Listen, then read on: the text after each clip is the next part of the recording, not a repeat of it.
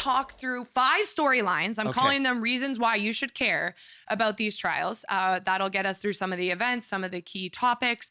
Our first one is one a little bit close to home, and I'm calling it Busy Bees. So I'm questioning to you, what will Summer McIntosh and Mary-Sophie Harvey decide to swim? And the reason why this is so, even a question is because both of them are entered in quite a lot of the trials. Summer McIntosh entered in 7 events and said she will choose 5. Mary-Sophie Harvey has entered in 8 events and hasn't said exactly how many she's going to swim, but I'll throw it out there right now. Day 1, if she chooses her program at Worlds, she would have the 400 free, the 100 fly, the 200 IM, and the 4x100 freestyle relay. So likely she's going to make a little decision there. Devin, I know you've got the hot take that the 800 freestyle is where Summer McIntosh is going. Yes. What are your thoughts? Yes, 15 events between the two of them, at least entered. So let's start with the Busy Bee Summer McIntosh. 7 events entered. I don't think this is going to be a surprise to a lot of people. I think we will see her take on the 800-meter freestyle. Of course, Britt, she posted that 8:09 earlier this year, one of the fastest times in history. Of course, Katie Ledecky, the U.S. trials going on right now, posted the 3rd fastest time last night, 8:05. Are we doing hot takes now? Can I say it? You can absolutely always or we hot can take. wait. You can always hot take. I really believe Summer McIntosh will either take down the 400-meter freestyle or the 800-meter freestyle world record. Wow. So that starts Saturday with the 400-meter free, and then on Sunday is the 800-meter free. So that'll likely, look like a 3:55 low for Summer on Saturday night, or I really think Summer can get to 8:03, 8:02. Is that crazy? It's not crazy. I do have to check. I always like to check Devin a little bit, though, of like, what makes him think that? Is he know what Summer's pacing in practice? Like, I don't know. I do. I go to every practice. I believe in it 1,000%. And she's taught me one thing. It is that we never put limits on Summer McIntosh. So 1,000%, I think it could happen. Yeah. I think I do have to give a little bit of credit, though. I would give her the world of credit, but to Katie Ledecky, because what she's achieving, like, that time is not no joke. That time, she's got over the 10 fastest times ever in history. She is still, to this day, picking away at improvements. Like you said, last night she was at 400 meters under her world record pace. Under her world record pace. And I think I know it's sometimes hard as Canadian fans to think, but I think this is the best thing for Summer McIntosh. Yes. I think a rising Katie Ledecky as a challenger and as somebody she can chase is so amazing in terms of, when we watch her win the Olympic gold in the 400 AM, how fun was that? Don't get me wrong. But to not see anyone there with her, I think we take it for granted a little bit. But that 200 AM was so fun because she had constant competition. Absolutely. So I think I do want to bring up her program for Worlds because this is the decision she's going to have to make. Day 1, there's going to be potential double up in the 400 free and the 200 IM, but it's just the heat and the semi. Yeah. After that, though, if she chooses the 200 free, it would not conflict with anything. If she chooses the 200 back or the 800, they're on the same day. Those are completely open days for her. So her program is looking pretty strong. Yeah. I think, like I said, the biggest thing, if we flip quickly to Mary-Sophie Harvey, is just that she goes all the way from the 50 back entry to the 200 breast to the IMs to the free. She's really going to have to come to these trials and make a decision on what am I doing well right now and what do I want to keep going. The evolution of Mary-Sophie Harvey is one of the great stories in Canadian swimming. At 25 years old, she finds herself on the international podium for the first time last December at the Short Course Worlds in Budapest. And when I spoke to her, Britt, she was emotional. And what a beautiful message she shared about never giving up in your dream of finally reaching it onto the podium. She was named the World Aquatics Female Breakout Swimmer of the Year. And I wouldn't be surprised to see her on the 400-meter freestyle podium as well.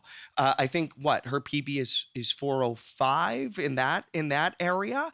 Can she get to that 4-minute area? 4 minutes is a tight one. I think I definitely think she could be a finalist. I think the 400 free is something that we watched her get to the podium short course. I think there's a little bit of an added depth when we look at the long course pool. I do think the 200 free, though, she, in season, she's dropping 156s. The depth across the world, though, is continuously chasing and catching up. Mary-Sophie 4 fourths at the Olympics. Right. I think that's extra motivation, especially with the confidence after short course worlds, and her in-season racing is phenomenal. She went 4 best times over a month ago when I talked to her last. So I'm feeling pretty good about where she's at, but being versatile, as much as that's a positive thing, sometimes you do have to make those decisions of what I want to put all my eggs in what basket. Yep. Okay. Coach Greg, they're going to have some tough choices, but I can't wait. Swimming free and easy. Yes. What a beautiful thing. You know about it. I don't. But it's the best feeling if you get there. But Sure. I retired early because I didn't quite get there. Okay, our topic number 2, stroke 50s. Yes. This is our chance to kind of find out who is the future here, because these are events that are now added to the LA Olympic program. And those less familiar with swimming, stroke 50s implies the 50 fly, the 50 backstroke, and the 50 breaststroke. The freestyle was already on the radar. They were events swim at World Championships, but this is the first time they're going to be on the Olympics. Now, people are like, well, people have always been swimming them. Yes, but there's going to be a whole new emphasis. We're going to get to know the main players, because it's kind of gotten to the meet and you're like, okay, it's the 50 time. And we just kind of like, Throw we it watch, away. but we throw it away. Yeah. This is going to be the time to find out who are the Canadians to keep an eye on. And fascinatingly, listening to your wonderful conversation with Josh Liendo, he talked about the fact that he still hasn't mastered the 50 fly, which was mind-boggling for me to hear, because I'm just thinking it's all gas, no brakes. Just jump in the pool and go fast. This would be something I would specialize in. Perhaps. We might see it. We might see if we can test that out in Victoria. But that is an interesting thing. I don't know if you can provide perspective on that. I know you guys did give some context about timing, but isn't it just a matter of jumping in the pool and trying to get to the other end as fast as you can? With fly, it might be the biggest challenge. I think the backstroke, it's really tempo, go, go, go, freestyle as well. Yeah. Fly, it really is so much about rhythm. And he's building into his 100 fly. He would know exactly how many strokes he's taking. A 50 fly, it's almost like if you are speeding up your stroke, you lose the efficiency of what's moving through the water. And it takes away from what Josh is so powerful at. Yeah. Now, on the other end, Ilya has proven that the 50 fly is something he's challenging for. He's got some speed right now. And to that point, what a bizarre situation where in the 50-meter free final, he decides to swim the 50-meter fly at an event a couple of weekends ago. Yeah. And breaks his own Canadian record. It won't be ratified by Swimming Canada because your time will count as a 50-meter freestyle. But he broke it. Yeah, he's definitely making a statement. Ilya has been racing so much. So I'm just almost like, Ilya, after trials, I need you to chill out and train a little bit and then come back, because I'm amazed at these in-season times, but I'm also like, okay, let's move on. And speaking of moving on, our third topic, we're going to talk a little bit about the paraside. Nick Bennett, I mean, one of our favorite athletes to watch, of course, at the Paralympic Games this summer, wins 2 gold medals, but the story between him and his sister is really powerful. She was just announced as she's going to be the new head coach, that's Haley Bennett Osborne, of the High Performance Center Quebec. And that is such a phenomenal program. They've been kind of removed from their pool for a little bit due to the fires, but she's going to take on a great new job. And that all began with coaching her brother at the Red Deer Catalina Swim Club. Pretty cool. Yes. You know, anytime I've talked to Nicholas Bennett, and what a champion, and he seems to be having the time of his life right now, traveling, swimming fast, his sister going to take on the program. He has directly attributed all of his success, almost to a fault, to Haley. Yeah. It is just a beautiful bond. Again, one of the great stories in Canadian swimming. And I think a lot of Canadians will remember how emotional Nicholas was when he was on the podium. Those 2 golds and a silver, closing ceremony flag bearer along with Brianna Hennessy. Nicholas expects the best every time he's in the pool. So does Haley of Nicholas. And so it'll be interesting to me. I don't know at this point, Britt, if Nicholas is going to be going to the Quebec Center. We don't know yet. That's why it's kind of like we'll find out at trials storyline. I would imagine that will likely be the case just because of how close they are. But we'll stay tuned, and we will be in Victoria, and we will get that answer. But can't wait to watch Nicholas do his thing. Of course, other greats in the Paralympic space as well. Orly Rivard will be there. Sebastian Masabi. I know Reed Maxwell was a fun name we got to know last summer as well. I got to talk to Danny Doris a few weeks ago. So a ton of incredible success in the Paralympic space. So that will all be through our coverage throughout the week, and looking forward to kind of breaking those storylines down. Quick last little point on that. Kudos to Swimming Canada for including all the para events during the trial trials so that they're getting the love they deserve, the spotlight. That's a change I think they made, perhaps, was it 1 or 2 trials ago, Britt, where they incorporated it all? They've sometimes gone together, but it's been, it was always like the Olympic events, then the Paralympic events, Right. and now they're completely within the whole Love it. program so that it's not an afterthought. It's never should have been an afterthought, and it's a continuous journey. And I think, too, it allows the Olympic discipline to really learn more about the Paralympic discipline, get to know the athletes, watch them, admire them, respect, like all of it, I It's think is awesome. phenomenal. Yep. Number 4. Yes. Our men's and women's breaststroke events are kind of wide open in the best way possible, Yes. right? So we've talked about the 3-headed horse on the women's side, Alexandre Lepage, Sophie Angus, and Shona Branton. Those 3 are separated by 6/100ths of a second in 100 breaststroke. Only 2 spots up for grabs, but that is only if they get under that Aqua A standard. If you are wondering what Aqua A is, it's the old FINA A, but FINA is no longer the name of the governing body, so we say Aqua A. But that women's breaststroke is always something fun. It has become, over the last couple of years, one of the marquee events at Canadian trials because of the intrigue, because of the level of competition. Of course, Sydney Pickram isn't going to be at these trials, but she was a part of that great rivalry. And Kelsey Wog was a part of that conversation as well. And I know Kelsey retired as well.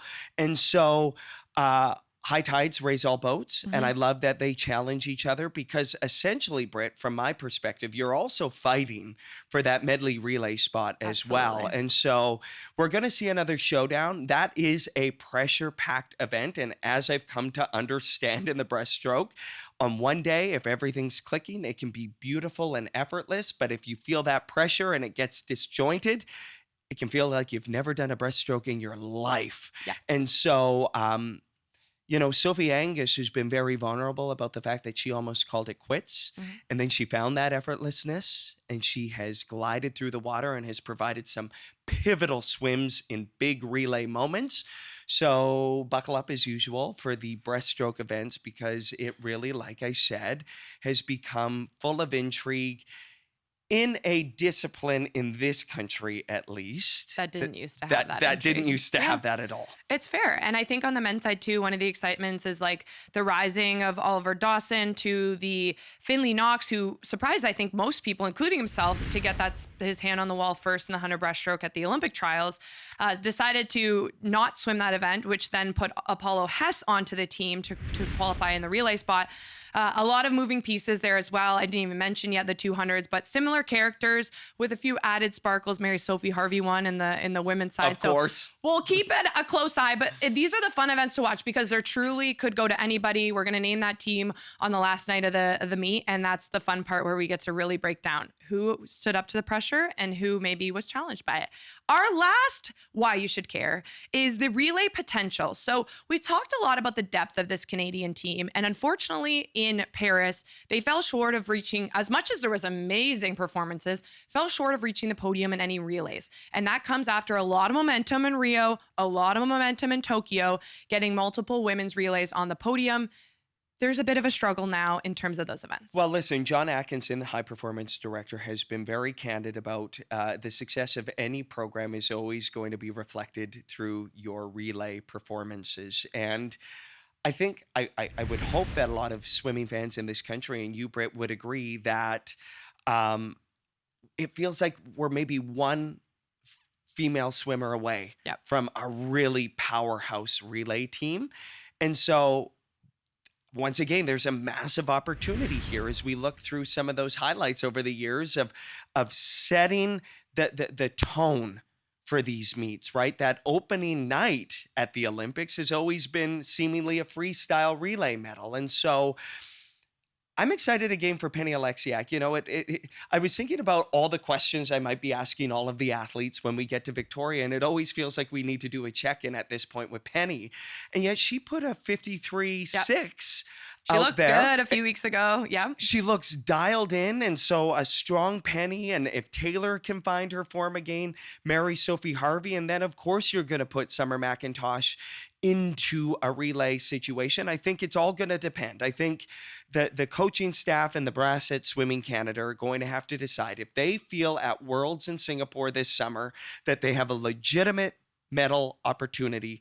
that's when you put Summer in. That'll be an ongoing conversation. But I think if you can get these women finding form in the freestyle and the 100 and the 200, look out, because I think the medley relay is right there as well. So yeah, yes, we are probably one or two women away, and you also like to have somebody swimming in the heat and move people in and out in the morning to save some legs and arms. And on the men's side, these guys are committed to it as well, right? Like they have cared deeply. I think they got a first taste of it in Tokyo when those guys, what did they finish? Fourth? Yep. And so they so badly want a relay medal too, and they've been pushing, and I'm excited for them, and it's all in front of them. Now is a huge opportunity, and perhaps we'll see a breakout performance, perhaps a future Josh Liendo or Summer McIntosh. We don't even know them yet, and by the end of the Victoria trials, we will. We will be live from Victoria on episodes of The Ready Room, Monday through Thursday. Devin, hot takes, exciting things happening every night. We're going to find out who's going to the Worlds this summer on the West Coast, Best Coast.